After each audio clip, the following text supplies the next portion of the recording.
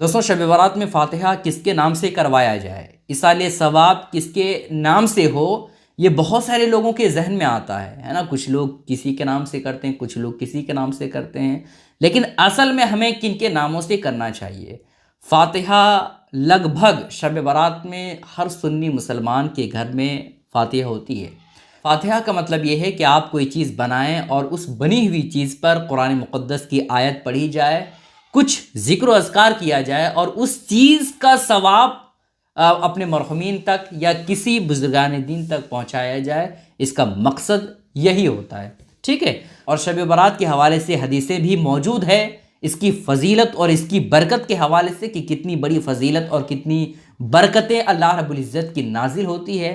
नबी पाक अलैहिस्सलाम ने इरशाद फरमाया कि इस रात में बनु कल्ब की बकरियों के बालों के बराबर अल्लाह रब्बुल इज़्ज़त बख्शिश फरमाता है ना।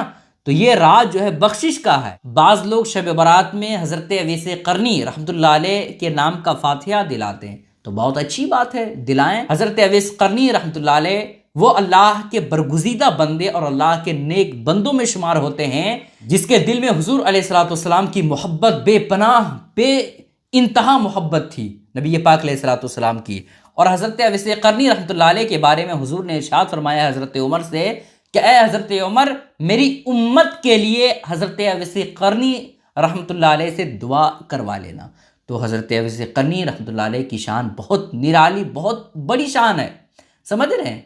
तो अगर उनके नाम से अगर फातिहा आप दिलाते हैं तो अच्छी बात है, लेकिन अपने मरहुमीन के नाम से उस रात जो है फातिहा ज़रूर दिलाएं, क्योंकि हम और दिनों में अपने मरहुमीन को याद नहीं करते हैं, है ना। माँ बाप इस दुनिया से चले गए तो चले गए, कितनी चीज़ें माँ बाप छोड़ करके चले गए, उसकी कोई फिक्र नहीं है। बस फिक्र इस चीज़ की है कि बस मौज के साथ हम ज़िंदगी गुजार रहे हैं। तो ऐसा ना करें। अपने मरहुमीन जो लोग आपके घर से, आपके ख़ानदान से गुज़र चुके हैं, उनके नाम का फातिहा ज़रूर दिलाएं, ठीक है। और हदीस पाक का मफ़हूम है कि जो शख्स अपनी दुआ में जितने लोगों को शामिल करता है, उनकी दुआ की कबूलियत का चांस बढ़ जाता है ना। आप दुआ में जितने मोमिनीन को शामिल करेंगे, आपकी दुआ उतनी जल्दी कबूल होगी, ठीक है। तो आप शब बारात में दुआ करें और दुआ करते वक्त अपने मरहुमीन को तो कहें ही कि या अल्लाह, जो हमारे अम्मी अब्बू इस दुनिया से चले गए हैं उनकी बख्शिश फरमा, उनकी कब्र में अगर अजाब हो रहा है तो नबी पाक अलैहिस्सलाम के तवस्सुल से और इस रात की बरकत से उनके अजाब में तखफीफ फरमा, उनकी बख्शिश फरमा। ये आपको दुआ करनी है, लेकिन साथ ही साथ ये भी दुआ करनी है कि या अल्लाह, तमाम मोमिनीन मोमिना जो इस दुनिया से चले गए हैं मौला, उनकी भी बख्शिश फरमा, ठीक है। ये अच्छा तरीक़ा है, ठीक है।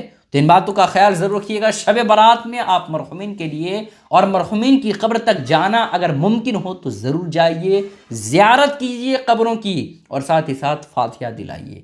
इस क्लिप को ज़्यादा से ज़्यादा शेयर कीजिए। अस्सलामु अलैकुम रहमतुल्लाहि व बरकातुहू।